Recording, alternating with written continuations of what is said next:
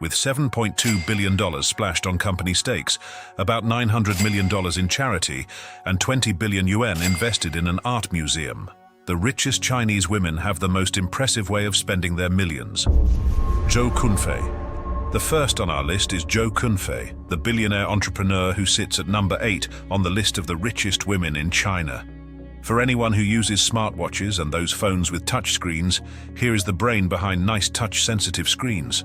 Zhou Kunfei founded the world's biggest touchscreen maker called Lens Technology, and this lucrative venture of hers has put her on the list of self-made female billionaires. In March 2015, after the public listing of her company on the Shenzhen Chinext market, her net worth rose to a staggering $10 billion, making her the richest woman in China at the time. And 3 years later, she was named the world's richest self-made woman with a net worth of $10 billion. However, Zhou Kunfei's rise into the world of billionaires being a sharp contrast with her early life is one of the major determinants of how she now spends her billions. In a little flashback to 1970, Zhou Kunfei was born in the Hunan province of China, and she was the youngest of 3 children. But her family was one of those that couldn't afford a silver spoon, and to make matters worse, her father became partially blinded and lost a finger in an industrial accident 10 years before she was born. Nevertheless, her extremely skillful father supported the family by making bamboo baskets, chairs, and repairing bicycles until her mother died when she was 5. In the midst of the chaos, she started to tread her path of entrepreneurship, which would later move her to become the world-renowned millionaire she is today. Right from her tender age, she helped her family raise animals just to make ends meet, and because she just stood out in the whole family, she was the only one out of her siblings to attend secondary school. Talk of the billionaire recipe already coming together. While in school, she was a teacher's favorite, until she dropped out at age 16 and moved in with her uncle's family to become a migrant worker in Shenzhen, the special economic zone in Guangdong province. Well, that would sound like bad news, and it looked like things would probably fall apart, right? Yeah. That was exactly her plight at first, as her pursuit for a government job first proved futile because she had no diploma. However, the teenage Zhou already had the brains of a billionaire, and she put that to work when she deliberately chose to work for companies near Shenzhen University, so she could take part-time courses at the university. At the end of the day, she took exams and she got qualified in accounting, computer operations, customs processing, and even became licensed for driving commercial vehicles. Now that it looks like the recipe for her self-made billionaire status was already coming together, Zhou found a job in a small family-run firm where she made watch parts for a ridiculous 180 yuan a month. Well, as expected, she thought that the working conditions weren't worth it, so she cooked up her resignation letter and was ready to leave the work of good. However, in a positive turn of events, only earned her a promotion, and she continued making watch parts until the factory folded. Then, everything took a new turn, and it was now her time to wear the billionaire cap. Yep, she was smart enough to have saved while she was working with the watch factory, and she didn't waste any time before she established with her $3,000 savings. Though the business was majorly family-run at first, starting with her brother, her sister, their spouses, and 2 of her workings, the little business that started in a 3-bedroom apartment soon became a big deal in China and the rest of the world. The company appealed to customers by promising higher quality watch lenses, and Zhou did a good job of involving herself in all parts of the company, including repairs and creating improved designs of factory machinery. She continued for about 8 years until she caught her big break. Her company won a contract to make mobile phone screens for the Chinese electronics giant TCL Corporation. In 2003, as Zhou's company gained more popularity, the company received the biggest call in her history. It was a request from Motorola to develop glass screens for their new models of phones, as the mobile phone industry was transitioning from plastic to glass display screens. Following this, Zhou Kunfei switched from her strictly watch and started her famous touchscreen maker, Lens Technology. In no time, the company received orders from other mobile phone makers such as HTC, Nokia, and Samsung Electronics. Lens Technology was also the brain behind the touchscreens for Apple's iPhone during its market entry in 2007. Now, Lens technology primarily supplies touchscreens to leading electronics makers such as Apple, Samsung, and Huawei, receiving nearly 75% of its revenue from Apple and Samsung.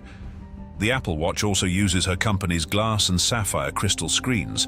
As of 2017, the company employs about 90,000 people, has 32 different factory locations, and rolled out more than 1 billion glass screens. That explains why Joe's net worth hit the roof a year later, since Joe holds 87.9% of the company's shares and a $7.2 billion stake. The massive sales in 2017 moved her net worth up by about 452%. She also holds the position of the world's richest self-made woman and is one of the richest women in the technology sector. However, Jo is not only rich in the back, she steps out looking and acting the part. With her outfits, which are specially curated by the topmost brands, her fleet of high-end cars that make people stop and stare whenever she drives through the roads, and her multi-million-dollar private jet in which she flies around the world in style, Jo's billionaire status speaks for itself everywhere she enters. But there's one more thing. Jo doesn't just spend her billions on luxury and lavish outfits, she invests heavily in company shares and stakes. And of course, this has been her license to more wealth, even as her net worth grows bigger. However, no matter how big her net worth grows, the next person on our list still beats her hands down. Zhong Huiyuan. It's hard to imagine that anyone could rise into the world of billionaires just by selling drugs, but guess what? Zhong Huiyuan aimed for it, and she did anyway. A pharmaceutical executive and a billionaire at that, Zhong is the perfect example of what it means to be a self-made billionaire woman. She is the founder, CEO, and chairperson of Hansoh Pharmaceutical. However, being one of the richest persons in China was probably not one of her plans when she studied chemistry at Jiangsu Normal University, where she graduated in July 1982. In fact, she worked as a chemistry teacher at Yan'an Middle School in Lianyungang. However, in 1995, Zhong started her journey to wealth when her husband, Sun, and an investor from Hong Kong started a new pharmaceutical company. Since Sun still worked at a state-owned factory at the time, he was probably too busy to manage the new company. Well, that was Zhong's opportunity to make it big in the pharmaceutical industry and eventually join the Billionaires Club. She left her job as a teacher and decided to run the company as the CEO. Good for her, luck was on her side, and the company, which had only 10 employees at the time she took over, began to grow massively. In fact, Zhong needed only 2 years to generate the company's first million. By the end of 1997, her company had generated $4.5 million in revenue, but Zhong wasn't done. She reinvested a huge part of the revenue, developing more products like antibiotics, cancer treatments, and psychotropic endocrine and gastrointestinal drugs. Talk of what she actually does with her money. In no time, the company's budget later grew to nearly 10% of revenue, and for a Chinese pharmaceutical company, Zhong was sure breaking records and setting the pace. Less than 10 years after she kept reinvesting the company's revenue, she eventually hit the billionaire mark. Yeah, but Zhong wasn't just about making the billions for her company. She splashed some hundreds of millions on getting over 60% of the company's stake, and this made her the largest shareholder in the company. That said, her $19.7 billion net worth should not be so much of a shock to anyone. With a net worth greater than her husband's fortune of $9.4 billion, Zhong soon made it as the richest self-made billionaire in Asia. And after her wealth grew bigger, as the company's revenue increased during the 2020 pandemic, she made it into Forbes' list as the 9th richest woman in the world and the 20th richest person in China. Now, that's what it means to be a real-time billionaire. But as wealthy as Zhong is, her extremely private life makes it hard to really peep into her billionaire lifestyle.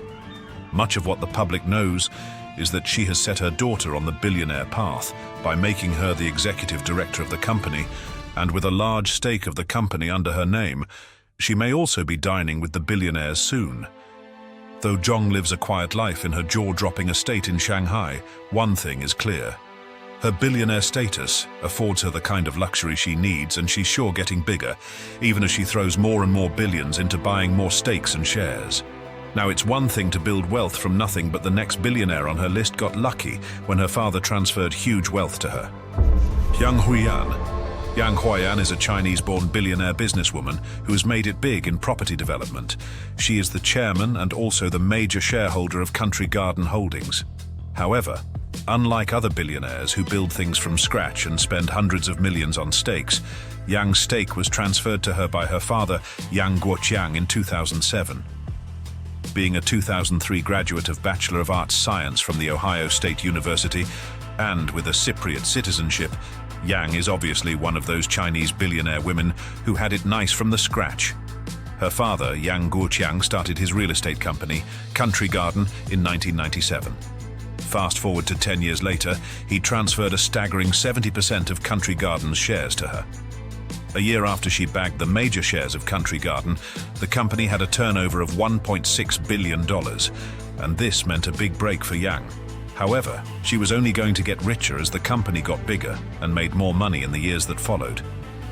In August 2021, Yang made it to the list of the richest women in China, with a huge net worth of $27.3 billion, and as the vice chairman of the company's governance committee, she helped raise $410 million by selling new shares.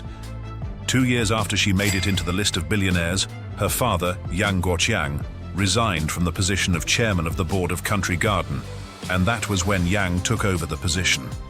Now, the normal thing is that Yang keeps scaling the billionaire height, right? But the reverse was the case for her. Her net worth dwindled when she lost a whopping $28.6 million during the 2023 crisis that hit the Chinese property sector. As her net worth dropped to $6.6 billion, Yang now ranks as the 5th richest woman in China in 2024. Nevertheless, her huge loss did not necessarily affect how she would normally spend her money. Yang is known to be given to charity, and in the same year her net worth dropped. She still donated about 55% of her personal stake in the property management firm. The stake, which was valued at around $826 million, was donated to a charity founded by her younger sister. Coming at a time when the company could barely push through the real estate crisis in China, Yang's fortune was bound to decline even more. However, she appeared unfazed as she vowed continuous support to many more charitable organizations in Hong Kong, the Greater Bay Area, and mainland China.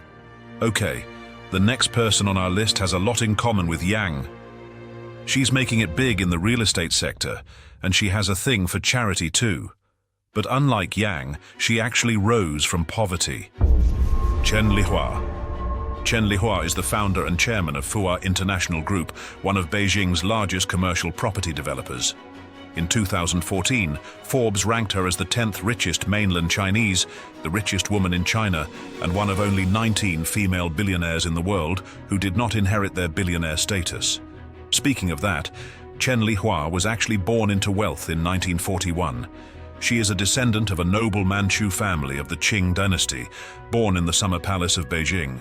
However, when the Manchu Qing dynasty collapsed, her family lost their wealth, and Chen had to start building from scratch. In her early years, this abject poverty forced Chen to drop out of high school, and she started her own furniture repair business just to make ends meet. A few years down the line, she moved to Hong Kong and continued her business of buying and reselling furniture. However, Hong Kong was indeed her dreamland, as she became so successful in business that she made enough money to buy 12 villas. Seeing the light in real estate, she moved back to Beijing to expand her real estate business, and that was when she founded Fua International Group. But here's the thing.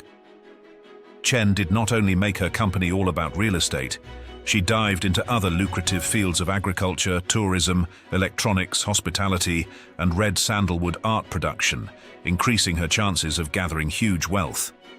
Well, it all worked well for her as she became the 3rd richest woman in China in 2023, with a net worth of $8 billion. However, with all that money in the bank, Chen probably has one of the most impressive ways of spending her billions. With a whopping 20 billion yuan, she set up an art museum which she called the China Red Sandalwood Museum in 1999. The museum covers an area of 25,000 square meters, and it is where she showcases her love of red sandalwood, an interest she picked from her childhood years in Summer Palace. The museum has a central hall, an exhibition hall, a meeting hall, VIP hall, multi-purpose hall, temporary exhibition hall, among other jaw-dropping features. Most importantly, people travel from far and wide to see Ming and Qing-style furniture collected by Chen Lihua over several decades. Talk of 30-year-old fine traditional furniture made under the guidance of Chen Lihua, Buddhist art objects, and other traditional furniture materials. Chen Lihua's Red Sandalwood Museum is the perfect go-to for every art enthusiast. However, the sweetest part of Chen Lihua is that she has also donated some of her sandalwood works to museums around the world. Yep, she does that while contributing hundreds of millions to social responsibility and philanthropy. In fact, through her company, she donated 130 million yuan for disaster relief in 2005 and 265 million yuan in 2004. Right now, Chen resides in her Chinese Red Sandalwood Museum, and she is all about her art and philanthropy. After she handed over the company to her son, anyway. But if you think that Chen is impressive, wait for the jaw-dropping wealth of the next person on our list, the second richest woman in China. Wu Yajun. With a net worth of $9.2 billion, Wu Yajun is the second richest woman in China, and she is the former chairperson of Longfor Group Holdings Limited. Born in 1964, Wu is a Chinese billionaire businesswoman who was at one time the world's richest self-made woman. Her life really began after she graduated from the Department of Navigation Engineering of the Northwestern Polytechnical University in 1984, after which she worked in a wide range of sectors just to make ends meet. Between 1984 and 1988, she worked at the Tianwei Meter Factory, and from 1988 to 1993, she worked as a journalist and editor at the China Shirong News Agency. At the time, the newspaper was controlled by the Construction Bureau of Chongqing Municipal Government, and good for her, she was able to build up her network in the government and business world. Using the influence and connection which she had built, Chen launched her career in the real estate industry. In 1995, she co-founded her real estate company, Chongqing Zhongjiang Real Estate, with her now ex-husband, Kai Kui. They both pumped an initial capital investment of 10 million yuan into the business, and of course it turned out that they made the best decision of their lives. The company was later renamed as Longfor Properties, and before their eyes, it grew rapidly and expanded from Chongqing to other major cities like Chengdu, Beijing, Shanghai, Changzhou and Dalian. However, the defining moment for Chen would be when Longfor Properties went public on the Hong Kong Stock Exchange in 2009, with Singapore's government, Ping An Insurance and Temasek Holdings as major investors. So as things began to bloom, she invested millions in technology companies such as Uber and Evernote, opening a larger stream of income and additional wealth for herself. For Wu, that sounded like the most interesting thing a billionaire woman can do with their money, and she sure got it right. Right now, Wu's wealth is being managed by a firm named Wu Capital, a capital management firm which she founded in 2013. Talk of another massive investment. With the good use of her billions on starting new firms and investing in technology, she is now the third richest woman in China, and the 22nd richest person in the whole of China, though she ranked higher in the early days of her career. In 2012, she was the richest woman in China and fifth richest person in the country, but she lost that position, no thanks to her fallout and divorce from Kai Kui. But the impressive thing about Wu is that she still maintained third place on the list of the richest women in China, even with the great loss she suffered. Talk about some insane wealth right there. All right, these billionaire women are the definition of real wealth, and it just gets more interesting. Speaking of that, the last billionaire on our list is the real queen of the pack, Guang Xiuhing. Boasting a massive net worth of $9.9 billion, Guang Xiuhing is the richest woman in China, and she stands unopposed. She is the matriarch of the Kwok family, and she controls the conglomerate Sun Hung Kai Properties, the largest property developer in Hong Kong. As of 2008, when she was appointed the company's chairperson, Guang bagged about 42% of the company shares through a family trust. With that, she became the largest shareholder of the company, sitting on a net worth of $12.1 billion at the time. According to the South China Morning Post, prior to her appointment in 2008, she had never been involved in the affairs of the company. However, following her husband's demise, her son was appointed the company chairman, but his misbehavior would open the doors of power and huge wealth to her. So, on the 27th of May 2008, Kwong replaced her son when he was ousted as chairperson of the company. His son, Walter, also had a huge fight with his brothers, and this led to the division of the family fortune. Before the fallout, the Kwok family was ranked as Asia's third richest family, with a net worth of $40.4 billion. But following the division of the family wealth, Kwong had a huge chunk of that wealth to add to her earnings from her big stake in the company. With a total net worth of $15.1 billion at the time, she ranked 78th in the list of billionaires and 5th in Hong Kong's 50 richest list. Though her net worth has greatly reduced over the years, majorly due to China's real estate crisis, Kwong still maintains her wealthy status, and her luxurious lifestyle is testament to that. With tens of multi-million-dollar mansions under her name, Kwong has a high taste for comfort, even at a fairly old age. While she may not be able to rock those luxury shoes and fashion items anymore, the matriarch of the Kwong family still appears in grand style, and the multi-million-dollar investments she still makes till date, she's just a real-life example of what a smart money woman looks like. Yeah, the Asian billionaire women have shown the world what wealth looks like, but guess who is really keeping up with their standard? The Asian kids.